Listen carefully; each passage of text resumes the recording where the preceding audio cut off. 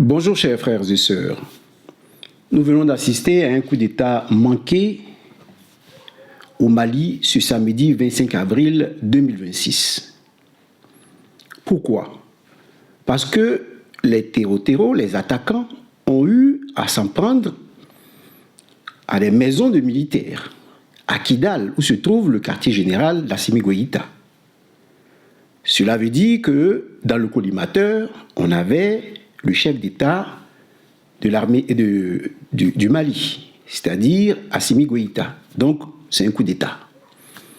Les FAMAS ont pu riposter, puisque plusieurs villes ont été attaquées. C'était un va-tout pour pouvoir, disons, monopoliser Assimi Goïta.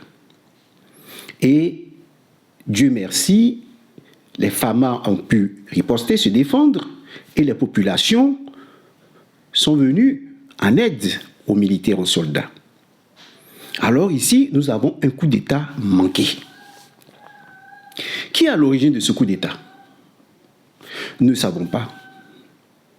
Voilà pourquoi le président Laurent Gbagbo a dit qu'il faut que l'affaire qui a été déposée par Alassane Ouattara lui-même à la Cour pénale internationale soit vidée de son contenu pour qu'on sache qui sont les auteurs des crimes en Côte d'Ivoire. Parce que ceux qui ont assassiné les Ivoiriens, ce sont ceux-là qui assassinent les Burkinabés, qui assassinent les Maliens. Alors le président Laurent Gbagbo dit de ne pas avoir peur. Lui, ce qui l'intéresse, ce n'est pas de mettre les gens en prison, mais c'est de savoir qui sont les auteurs, qui finance ces attaques jusqu'aujourd'hui. Parce que de quoi s'agit-il? Je le dis pour ne pas qu'on affirme que je viens d'accuser Téné Brahima ou le gouvernement de Côte d'Ivoire. Non. Le président Laurent Gbagbo dit on ne sait pas jusqu'aujourd'hui qui a endeuillé la Côte d'Ivoire, qui a été à l'origine du génocide à Djoékoué et autres. Donc, il veut que l'affaire soit vidée de son contenu. Et il a écrit aussi à la Commission des droits de l'homme pour accuser Ouattara de certains crimes. N'oublions pas les soldats qui avaient été emprisonnés au Mali. N'oublions pas aussi cela. C'est une affaire qui n'a pas été dévoilée, mais qui a opposé à un certain moment la Côte d'Ivoire au Mali. Donc, tous ces éléments ne veulent pas dire que nous, disons, accusons le gouvernement de Côte d'Ivoire ou Alassane Ouattara ou Téné Brahima. Mais nous analysons selon les faits. Birahim Ouattara a son frère qui est porté disparu. C'est-à-dire, on ne sait pas où il est. Personne ne nous le dit. Ni le Conseil constitutionnel ivoirien qui doit nous dire où se trouve celui qu'ils ont proclamé comme président de la République. Le Conseil constitutionnel ne le dit pas. Nana Camara ne nous dit rien. Disons, la justice ne nous dit rien. Le vice-président est là. Ouattara est porté disparu. On voit Téné Brahima s'afficher aux côtés de Dominique Ouattara. Et on sait qu'on lui a donné les forces sur tout. Donc, dans le schéma qui va nous amener à dire que Birahim Ouattara ne peut plus accéder au pouvoir en Côte d'Ivoire, c'est que dans le schéma, son frère, quand il est venu, il était Premier ministre d'Houphouët-Boigny. Il a été Premier ministre d'Houphouët-Boigny. Et pour pouvoir, disons, être président, venir participer aux élections, il avait, je le répète, une armée de rebelles. Il avait une armée de rebelles. Il avait une télévision. Aujourd'hui, Téné Brahima a une télévision, il a une armée de rebelles, mais ce que manque à Téné Brahima Ouattara, ce sont des bases militaires. Ce dont son frère avait profité, puisque Blaise Compaoré était au Burkina Faso et a envoyé des troupes pour l'aider à combattre l'armée de Côte d'Ivoire sous le président Laurent Gbagbo. Le Mali aussi a envoyé des hommes combattre en Côte d'Ivoire pour installer Ouattara. L'ONU a envoyé des hommes ainsi de suite. Aujourd'hui, pour avoir l'ONU sous leur coupole, les maîtres français veulent que Macky Sall soit le président de l'ONU. Pour qu'il décide, pour qu'il signe des résolutions en cas de guerre entre la Côte d'Ivoire et le Burkina Faso, pour qu'on vienne encore départager les pays et puis, disons, faire en sorte que cette fois-ci, Téné Birahima soit installé. Mais ce qui manque cruellement à Birahima Ouattara, ce sont ces deux pays, le Burkina Faso et le Mali. Alors, on s'attaque chaque jour à Ibrahim Traoré. On veut décapiter le Burkina Faso, c'est-à-dire l'enlever comme président pour pouvoir profiter des hommes de Blaise Compaoré qui s'y trouvent. Et là, on vient de faire un coup d'État à Assimi Goïta. Ce coup d'État est manqué. Et alors, Téné Birahima a l'armée de rebelles au sein de l'armée de Côte d'Ivoire, c'est vrai. Téné Birahima a une télévision, c'est vrai. Téné Birahima est devenu premier ministre comme son frère, c'est vrai. Téné Birahima a toutes les armées de Côte d'Ivoire, c'est vrai, sans avoir de formation militaire. Mais maintenant, il lui manque ces deux pays. Et ces deux pays viennent de lui échapper, surtout le Mali. On attend la suite pour le Burkina Faso, parce que s'ils ont eu à attaquer le Mali, ils attaqueront le Burkina Faso. Vous voyez? Donc, ici, ils ont voulu surprendre le Mali. Le Mali a réagi et ils savent qu'Ibrahim Traoré est déjà prêt. Donc, le Mali ayant été perdu, il n'est pas certain que Birahima Ouattara succède à son frère. Il faut le dire à tout le monde. Il n'est pas certain que Birahima Ouattara succède à son frère. Avec, disons, ce coup d'État manqué au Mali. Voilà pourquoi nous vous demandons de vous abonner pour recevoir des analyses africaines venant de personnes africaines, d'opinionnistes africains, et non de journalistes occidentaux qui vous racontent les faits sans établir, sans coude de fil entre les faits. Mais nous savons ici qu'il allait faire allégeance Birahima Ouattara en France à ses maîtres. Et nous savons que quand une équipe gagne, on ne change pas l'équipe. Donc, ce qui a marché pour Alassane Ouattara devrait normalement marcher pour Téné Birahima Ouattara. Mais malheureusement, ces deux pays manquent au puzzle, le Birahima Ouattara, le Burkina Faso et le Mali. Il n'y a plus Blaise Compaoré au Burkina Faso. Il n'y a plus une présidence acquise à la cause au Mali, à leur cause au Mali. Donc, ici, Birahima Ouattara ne pourra pas succéder à son frère d'ici 2028. Sinon, après 2028, il ne pourra pas succéder à son frère. Voilà, les dés sont jetés. Et le président Laurent Gbagbo a dit qu'il attend son moment pour frapper. Donc, c'est un historien. Il accumule document sur document, document sur document, document sur document. Le jour va frapper. C'est fini, c'est la débandade générale. Vous voyez l'image du perroquet qui imite les cris et qui a imité les chiens ont fui.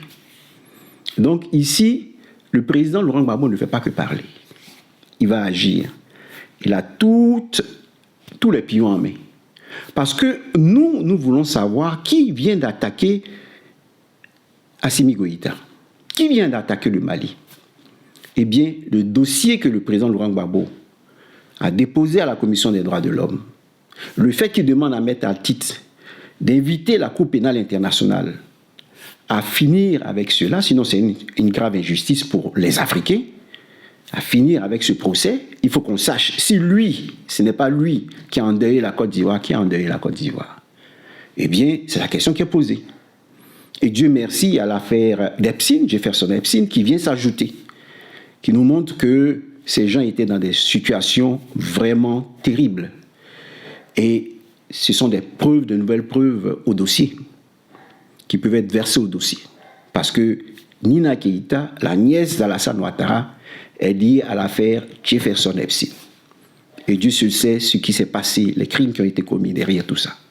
Donc, grosso modo, voilà le contexte dans lequel nous sommes. C'est un coup d'État manqué au Mali Et nous vous demandons de cliquer pour vous abonner, pour avoir de nouvelles toujours fraîches. Parce que un jour, vous allez vous lever et vous vous trouvez sans nourriture, sans attiquer, sans rien, parce que la Côte d'Ivoire est dans un autre contexte.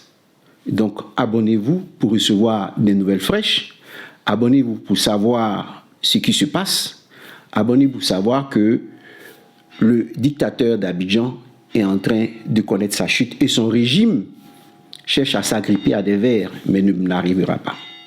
Parce que c'est un échec terrible pour ceux qui veulent installer Birahima Ouattara, mais pour Birahima Ouattara lui-même. Parce que si demain, il est démontré qu'il fait partie de ce coup, ça veut dire qu'il est incapable. Mais ceux qui sont dans le secret savent ce qui s'est passé. Parce que quand les Occidentaux agissent, ils ont besoin d'hommes sur le terrain. Donc ces hommes sur le terrain se sont montrés incapables. Se sont montrés incapables de mener ce coup d'État au Mali. Vous voyez? Donc ici, comme je l'ai dit, on n'accuse personne. Mais le dossier sera déposé et ce dossier du président Laurent Gbagbo, ce dossier, cette affaire, disons, ouverte, qui doit être vidée de son contenu, cette affaire à la Cour pénale internationale, pourra nous permettre de comprendre ce qui s'est passé aujourd'hui, ce samedi 25 avril 2026. Est-ce que Birahima Ouattara est dans cette affaire? Est-ce que Birahima Ouattara a envoyé des hommes de la Côte d'Ivoire vers le Mali? Eh bien, c'est le dossier du président Laurent Gbagbo, cette affaire, ce procès que eux-mêmes, ils ont intenté contre le président Gbagbo à la Cour pénale internationale, c'est ce procès qui nous dira si oui ou non Birahima Ouattara est dans ce coup d'État manqué du Mali et dans tous les coups d'État manqués du Burkina Faso. Donc pour le moment, nous n'accusons personne, nous attendons que la justice se prononce sur l'affaire de la Côte d'Ivoire pour savoir qui a véritablement endeuillé la Côte d'Ivoire. Lorsque nous saurons ces visages, nous saurons qui sont tous ces coups d'État, nous saurons que Birahima Ouattara a cherché à renverser Assimi Goïta pour s'installer. Mais pour le moment, on n'a aucune preuve de ce que je dis. Pour le moment, nous ne savons pas si Birahima Ouattara est dans cette affaire ou non. Mais ce que nous savons, c'est que le coup d'État s'inscrit dans les bases militaires qui sont utiles à l'Élysée pour prendre le pouvoir en Côte d'Ivoire. Merci et à la prochaine vidéo. Abonnez-vous s'il vous plaît. Abonnez-vous. Ça ne vous coûte rien. Ça ne vous coûte rien. Si vous êtes jaloux parce que vous ne voulez pas que j'ai 1 million d'abonnés, prenez votre caméra, mettez-vous là et faites des vidéos. Moi, je vais m'abonner à vous. Moi, je vais m'abonner à vous. Parce que mon but, ce n'est pas la tête de quelqu'un. Ce n'est pas la tête de Simone ou bien le visage de Nadi Gbagbo qui ne doit pas être la première dame de Côte d'Ivoire. Ce n'est pas ce qui nous intéresse. Ce qui nous intéresse, c'est une Côte d'Ivoire où il y a la justice et la démocratie, où on respecte la loi. Quand on va respecter la loi, il n'y aura plus de Libanais, il n'y aura plus de Français, il n'y aura plus d'Ivoiriens, il n'y aura plus... Ce serait la loi égale pour tous. La loi serait égale pour tous. Mais tant que nous sommes dans cet état de nature, où c'est le plus fort qui gouverne, alors on parle de Libanais, on parle de Baouli, on parle de BT, on parle de choses. Parce que quoi? Parce que nous ne sommes pas égaux devant la loi. Ouattara a eu pour but de nous ramener à l'état de nature. Et maintenant, à l'état de nature, qu'est-ce qui s'est passé? Dominique Ouattara est arrivé pour dire, moi j'assure votre sécurité. Et tous ces hommes politiques qui ont volé, qui ne sont pas clairs dans leurs affaires, se disent, ah d'accord, patron, on te suit parce que tu nous assures notre sécurité. Tu fais en sorte que nous n'allons pas répondre à la justice. Vous voyez, ça c'est Thomas Hobbes. Donc on part de l'état de nature, on arrive à ce que démontre Thomas Hobbes dans le Léviathan, c'est-à-dire, je vous donne, le roi dit, je vous assure, je vous garantis votre vie, je vous protège et vous êtes mes sujets. C'est dans ça que nous sommes actuellement en Côte d'Ivoire. Donc Dominique Ouattara se comporte de cette manière. Avec Children of Africa, elle dit aux gens, bon, on viole la Constitution, mais moi je vous assure que personne ne vous fera quelque chose. Même si la population se révolte, j'assure votre sécurité. Ça c'est Thomas Hobbes. Maintenant le président Laurent Gbagbo vient avec les thèses de Rousseau et autres pour dire, l'histoire a changé. Nous, on veut que les lois changent et s'adaptent aux modifications entraînées par l'histoire. Et nous voulons que justice soit rendue en Côte d'Ivoire pour que nous allions vers la démocratie. Vous voyez, donc le combat du président Laurent Gbagbo est utile. Nous sommes aujourd'hui à l'état de Thomas Hobbes. C'est-à-dire, Dominique Ouattara concède la sécurité à tous ces voleurs et eux, ils disent, d'accord, nous te suivons. Nous te suivons comme une reine, comme une princesse. On l'a fait descendre des escaliers comme une princesse. Ce qui ne se passe pas dans les pays occidentaux.